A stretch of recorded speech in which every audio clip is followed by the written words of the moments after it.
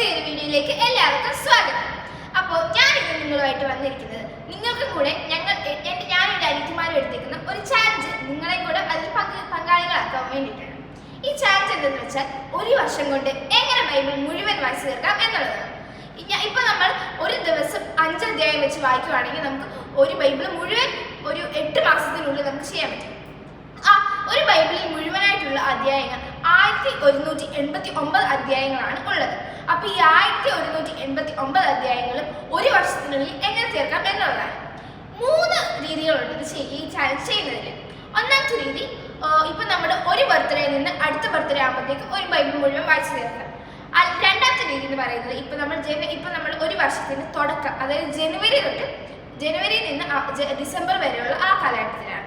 പിന്നെ മൂന്നാമത്തെ രീതി വെച്ചാൽ നമ്മളിപ്പോൾ റെഗുലർ ആയിട്ട് ഇപ്പോൾ 5 കൂടുതൽ അധ്യായങ്ങൾ റെഗുലർ ആയിട്ട് എന്നും വായിക്കുകയാണെങ്കിൽ 5 കൂടുതലാണ് ഏറ്റവും നല്ലത്, 5 അധ്യായം മിനിമം ആണ്. അപ്പം ഇത് റെഗുലർ ആയിട്ട് വായിക്കുമ്പോൾ നമുക്ക് 8 മാസത്തിനുള്ളിൽ നമുക്ക് വായിച്ചു തീർക്കാൻ സാധിക്കും. ഈ 3 രീതികളിലൂടെയാണ് നമുക്ക് ചലഞ്ച് ചെയ്യാൻ പറ്റുന്നത്. ഈ 3 രീതികളിൽ ഏതാണെങ്കിലും നമുക്ക് ചെയ്യാം.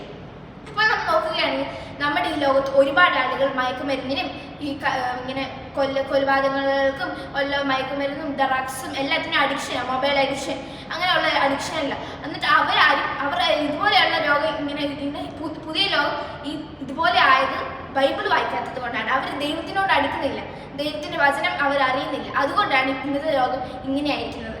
ഇതിൽ നമുക്ക് ഒരു മാർഗം മാത്രമേ ഉള്ളൂ. ഇതിൽ നിന്നുള്ള നമ്മുടെ ആയുധം ബൈബിൾ വായനയാണ്. നമ്മുടെ ബൈബിളാണ് ഇതിൽ നിന്നുള്ള എല്ലാ പാപങ്ങളിൽ നിന്നുള്ള നമ്മുടെ ആയുധം എന്ന് വെച്ചാൽ ബൈബിളാണ്. ആ ബൈബിളിൽ നിന്ന് മാത്രമേ നമുക്ക് തിരിച്ചറിവ് വരുത്തുള്ളൂ. നമുക്ക് വിവേകമൊക്കെ നമുക്ക് വല്ലതുള്ള ബുക്സിൽ നിന്നൊക്കെ കിട്ടും. പക്ഷെ തിരിച്ചറിവ് നമുക്ക് ബൈബിളിൽ നിന്ന് മാത്രമേ കിട്ടത്തുള്ളൂ. ആ തിരിച്ചറിവ് നിങ്ങൾക്കും വേണമെങ്കിൽ നിങ്ങൾ ഇതുപോലെ ചെയ്യുക. ഇപ്പം നമ്മൾ നോക്കുകയാണെങ്കിൽ 24 മണിക്കൂറുണ്ട് ഒരു ദിവസം. ഈ 24 മണിക്കൂറിൽ നിന്ന് 30 മിനിറ്റ് നിങ്ങളുടെ ഇപ്പം എല്ലാവരും ബിസി. ഇപ്പം നമുക്ക് വീട്ടിലൊക്കെ ഒരുപാട് ബൈബിളുണ്ട്. പണ്ടൊക്കെ എന്ന് വെച്ചാൽ ആളുകൾക്കൊക്കെ ഒരു ബൈബിൾ തന്നെ വീട്ടിലൊക്കെ ഒരു ബൈബിൾ മാത്രമേ ഉള്ളൂ. എന്നാൽ ഇപ്പം ഇന്നത്തെ നമ്മുടെ കാലഘട്ടം നോക്കുകയാണെങ്കിൽ ഇപ്പം നമ്മുടെ ഒരു വീട്ടിൽ തന്നെ ഒരു 10, 15, ഒരു 5, 10 ബൈബിൾ കാണും. കാരണം എല്ലാവരും ഉണ്ട്. ബൈബിൾ ഇഷ്ടംപോലെ നമുക്ക് പല വെറൈറ്റീസ് പല ഭാഷകളിൽ ബൈബിൾ ലഭ്യമാണ്. പക്ഷേ ആരും അത് വായിക്കാൻ വേണ്ടി അവർ തയ്യാറെടുക്കുന്നില്ല, അവർക്ക് മനസ്സ് വരുന്നില്ല. ഇപ്പൊ നമ്മൾ ഒരു ടാർഗറ്റ് വെക്കണം. ഇപ്പൊ ഒരു ദിവസം 5 അധ്യായം, മിനിമം ഒരു 5 അധ്യായം. ഇപ്പൊ ഒരു ബൈബിളിലാണെങ്കിൽ ചെറിയ അധ്യായം, വലിയ അധ്യായമാണ്. ഈ ചെറിയ അധ്യായം, വലിയ അധ്യായം ആണെങ്കിൽ ഇപ്പൊ ഭയങ്കര വലിയ അധ്യായം ആണെങ്കിൽ കൂടെ 5 അധ്യായം എന്ന ടാർഗറ്റ് വെച്ച് നമ്മൾ ചെയ്യുവാണെങ്കിൽ ഉറപ്പായിട്ട് നമുക്ക് സാധിക്കും. ഇപ്പൊ കുഞ്ഞു അധ്യായങ്ങളൊക്കെ ആണെങ്കിൽ 5 കൂടുതലൊക്കെ വായിക്കാം. അപ്പൊ നമുക്ക് ഇങ്ങനെ കൂടുതൽ പെട്ടെന്ന് നമുക്ക് ബൈബിൾ ഇങ്ങനെ മനസ്സിലാക്കാൻ സാധിക്കും. ബൈബിളിലൂടെ വായന മാത്രമല്ല നമുക്ക് ദൈവത്തിനോട് കൂടുതൽ അടുക്കുവാനും സാധിക്കും. പിന്നെ നമുക്ക് ഇംഗ്ലീഷ്, മലയാളത്തിൽ തന്നെ വായിക്കണമെന്നില്ല. കാരണം നമുക്കിപ്പോൾ ഇംഗ്ലീഷ് എന്ന് അറിയാത്തവരാണെങ്കിൽ ഇംഗ്ലീഷും കൂടുതൽ വായിക്കാം. അപ്പോൾ നമുക്ക് ഇംഗ്ലീഷിൽ വൊക്കാബുലറി കിട്ടും. അപ്പോൾ നമുക്ക് കൂടുതൽ ഇംഗ്ലീഷ് ലാംഗ്വേജ് നമുക്ക് പഠിക്കാൻ പറ്റും. ബൈബിളിലൂടെ ദൈവത്തിനോട് അടുക്ക് മാത്രമല്ല, ഒരുപാടധികം അനുഗ്രഹങ്ങളും കൂടെ കിട്ടും നമുക്ക് ദൈവത്തിന്. ബൈബിൾ വായിക്കുമ്പോൾ നമുക്കൊരു ബോണസ് ആയിട്ടാണ് ദൈവത്തിന് അനുഗ്രഹം കിട്ടുന്നത്. എന്നും നമ്മൾ റെഗുലർ വായിക്കാൻ നമുക്ക് എപ്പോഴും സാധിക്കണം. അപ്പോഴത്തേക്കും നമുക്ക് പതുക്കെ ഒരു മാസം 2 മാസമൊക്കെ അങ്ങനെ വായിച്ചു പോകുമ്പോൾ നമുക്കൊരു ഹാബിറ്റായി മാറും. പിന്നെ നമുക്ക് എല്ലാ ദിവസവും ഇങ്ങനെ വായിക്കാനുള്ള ഇത് വരും. നമുക്ക് ഉള്ളിൽ നിന്ന് ഒരു ഇത് വരും, അതായത് ഇന്ന് ബൈബിൾ വായിച്ചില്ലല്ലോ അങ്ങനെ. ഇപ്പം നമ്മളിപ്പോൾ വായിക്കുകയാണെങ്കിൽ കൂടി നമ്മളിപ്പോൾ എപ്പോൾ വേണമെങ്കിലും നമുക്ക് വായിക്കാം. ഇപ്പോൾ നമുക്ക് രാവിലെ ആണെങ്കിൽ വായിക്കാം, രാവിലെ എഴുന്നേറ്റ് ഉടനെ വായിക്കാം, ഉച്ചയ്ക്ക് വായിക്കാം, വൈകിട്ട് വായിക്കാം. ഇപ്പോൾ നമുക്ക് കിടക്കുന്നതിന് മുമ്പ് ആണെങ്കിലും വായിക്കാം. നമുക്ക് എപ്പോൾ വേണമെങ്കിലും ഒരു ദിവസത്തിനുള്ളിൽ ഒരു വായിച്ചാൽ മതി. ഒരു ദിവസം 5 അധ്യായം വെച്ച് വായിച്ചാൽ മതി. അതിപ്പം നമ്മൾ നോക്കുകയാണെങ്കിൽ ആർക്കും ബൈബിൾ വായിക്കുന്നില്ല ആരും. അതുകൊണ്ട് നമുക്ക് എല്ലാവർക്കും ബൈബിൾ വായിക്കാൻ സാധിക്കണം. നമ്മളെല്ലാവരും ബൈബിളിനോട് കൂടുതൽ അടുക്കണം. അപ്പം നമുക്ക് ദൈവത്തിനോട് കൂടുതൽ അടുക്കുവാൻ സാധിക്കും. എന്നിട്ട് ദൈവത്തിൻ്റെ ഇതെല്ലാവർക്കും നിങ്ങൾക്ക് അറിയാവുന്ന എല്ലാവർക്കും നമ്മളിത് പകർന്നു കൊടുക്കണം. ഈ ചാലഞ്ചിൽ നമുക്കറിയാവുന്ന എല്ലാവരെയും നമ്മൾ തയ്ക്കണം. ഇപ്പം നമ്മളിപ്പോൾ ഒരു സർക്കിളിൽ ഒരു കൂട്ടത്തെ ആളുകളോട് ചോദിക്കുക, നിങ്ങൾ എത്ര പേര് ബൈബിൾ വായിച്ചിട്ടുണ്ടെന്ന് കൈപൊക്കെ അവരുടെ അടുത്ത് പറയുക. അതിനകത്ത് ചുരുക്കം ആളുകൾ മാത്രമേ അതിന് പറഞ്ഞിട്ടുള്ളൂ. കാരണം ഒരു ബൈബിൾ മുഴുവൻ വായിച്ചിട്ടുള്ള ആളുകൾ ചുരുക്കം മാത്രം. ഇപ്പം നമ്മൾ ഒരാളുകളോട് ചോദിക്കുക, നിങ്ങൾക്ക് ഒരു വാക്യമെങ്കിലും കാണാപ്പാടം അറിയാമോ എന്ന് നമുക്ക് ചോദിക്കുവാണെങ്കിൽ ആർക്കും അറിയത്തില്ല. കാരണം അവർ ബൈബിളിനോട് അടുക്കത്തില്ല. ബൈബിൾ ഇപ്പം അവർക്ക് ആർക്കും സമയമില്ല, അവർക്ക് വേണ്ട ബൈബിൾ വായിക്കാൻ.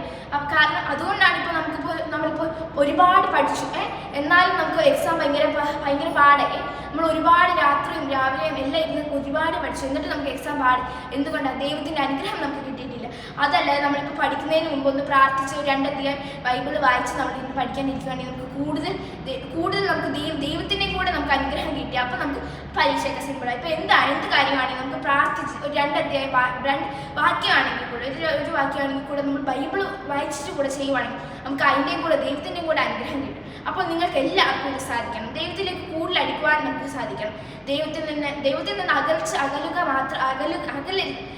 ബൈബിൾ വായിക്കുമ്പോൾ നമുക്ക് ദൈവത്തോട് അടുക്കുക മാത്രമേ ചെയ്യത്തുള്ളൂ. നമുക്ക് കൂടുതൽ വേറെ കാര്യങ്ങൾ നമുക്ക് ഇപ്പോൾ ഇംഗ്ലീഷ് ആണെങ്കിൽ നമുക്കിപ്പോൾ അറിയാം. നമുക്ക് ചിലപ്പോൾ ഞാൻ കുറേ പേരെ കണ്ടിട്ടുണ്ട്.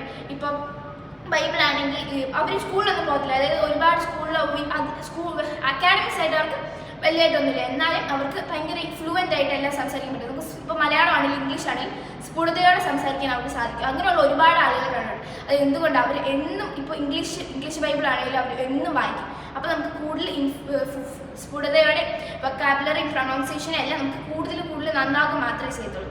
നിങ്ങൾ ഈ ചിലപ്പോൾ കുറേ പേര് കാണും ഇതിപ്പോൾ ചെയ്യുന്നവർ കുറക്കാം. അങ്ങനെ ചെയ്യുന്നവരുണ്ടെങ്കിൽ അവർ തീർച്ചയായിട്ടും ഇതിൻ്റെ അടി കമൻറ്റ് ഇടുക.